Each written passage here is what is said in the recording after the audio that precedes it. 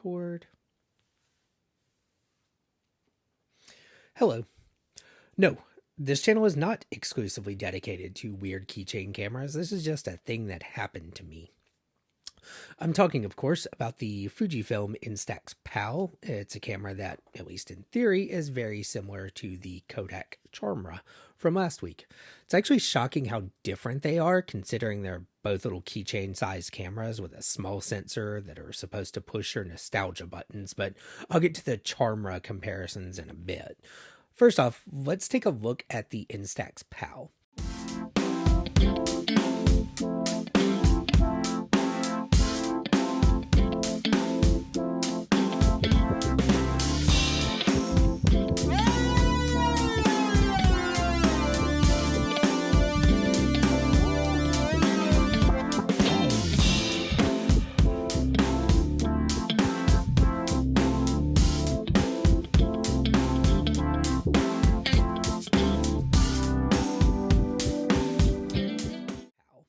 The best way I can describe the Instax Pal is egg. It looks like a little egg, particularly in the white color that I got. This thing is very cutesy. It makes cutesy noises and flashes the lights and stuff when you power it on and off.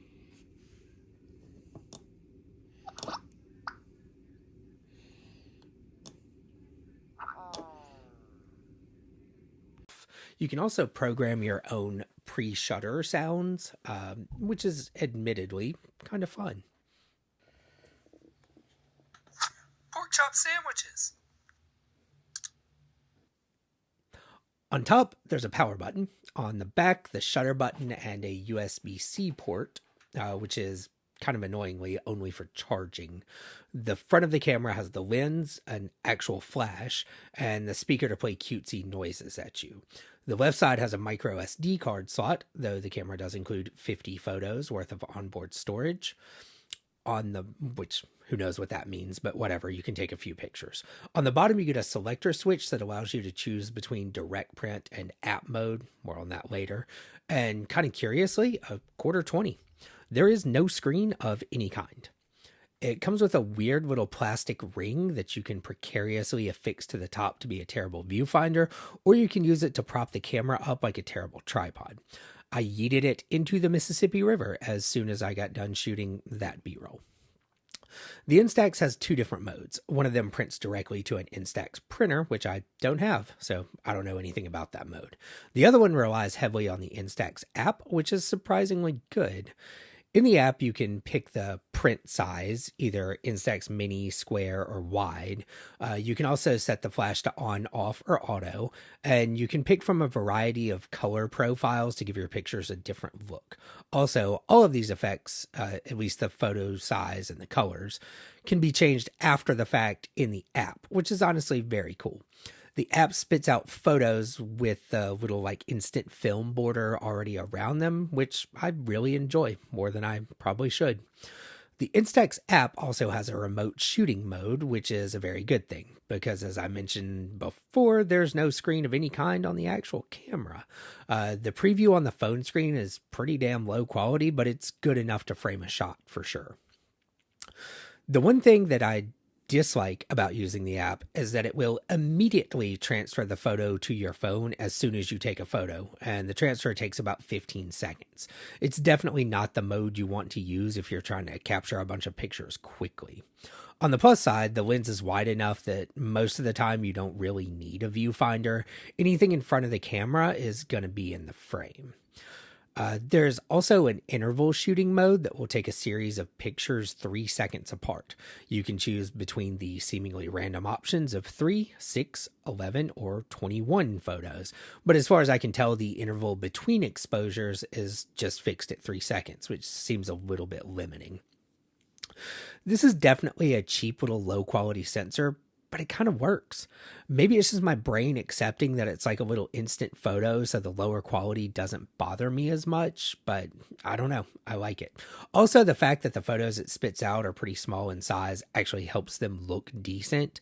Worth noting that you can actually get the entire uncropped image off the camera, but you have to download it from the SD card manually, like with a card reader. This sensor actually has some amount of dynamic range, and the colors from the camera are pleasing. The fact that it has a for realsies flash also helps things immensely in low light. As you would expect, this sensor is trash in low light. It's tiny, but having a real flash pretty much negates that and allows you to get some nice shots in exactly the situations you would think this camera is for, like hanging out with friends, taking snapshots, then sharing them immediately to social media. This is definitely not a perfect implementation of this idea, though. First off, the ergonomics are absolutely trash. This is an annoying camera to hold and carry. The bulbous shape makes it awkward in basically any pocket known to man, and it's uncannily slippery. The shape and shutter button location work okay for selfies, like, because you would be pressing like this. But if you're like holding the camera and trying to take a photo like a normal camera like this, it feels insanely awkward. Seems like it would be a lot better if the power button and the shutter button were switched so the shutter was on top, where it's easy to just kind of pinch the camera to hold it and take a photo like that. And the power button should be on the back where the shutter button currently is, where it's harder to press, but I don't know. What do I know? I will say that this is overall a much better implementation of this idea than the Charmera. The Charmera has a video mode where the Fuji does not, but that's just as well because the video from the Charmera is hot trash. Oh, it also records video. It records video in the same way that like a lifted Jeep Wrangler will go around a road course. It doesn't look very pretty and it's not very enjoyable for anyone involved, but it will technically do it. The Pal has an app, which makes so much more sense for this kind of camera, where the Charmera requires you to plug into a computer to transfer the pictures, like there's no other way to get them off. The Fuji has a real flash, whereas the Charmera has some dinky little LED light, making the Fuji the clear choice for anything other than outdoor direct sunlight. The Charmera does win on having a screen, and I think it has a much better form factor. Realistically, I think if Fuji just released this exact hardware in something shaped like the Charmera, it would be a massive hit. I'm honestly surprised they haven't yet. The Kodak nails the retro vibes in its styling, but the Fuji gets it right where it counts. Decent looking, nostalgia-addled photos you can quickly share to social media, and a flash that will allow you to take the kind of pictures you would be likely to share to social media. While the Charmera is definitely cooler to look at and a hell of a lot easier to carry, the Fuji Instax Pal actually does the thing. You could go out with friends and take some fun pictures, even if you're not in direct sunlight, then immediately share them to Instagram or something like that, where they show up with the little instant film frame around them. And I think that's really the whole purpose of cameras like this. Neither of them are going to replace my Lumix S9 as my daily carry camera, but if I had to choose one or the other, I would definitely pick the Instax Pal. The quality is better, it's way more fun, and it's a lot easier to use. I think it's a fun camera for kids too. In fact, Ava has already decided that it's hers. Like, as soon as I finish this video, she's taking it from me by force, and I pretty much think that says it all. She had zero interest in the Charmera when I showed her that you had to plug it in and, do all that stuff. So, yeah.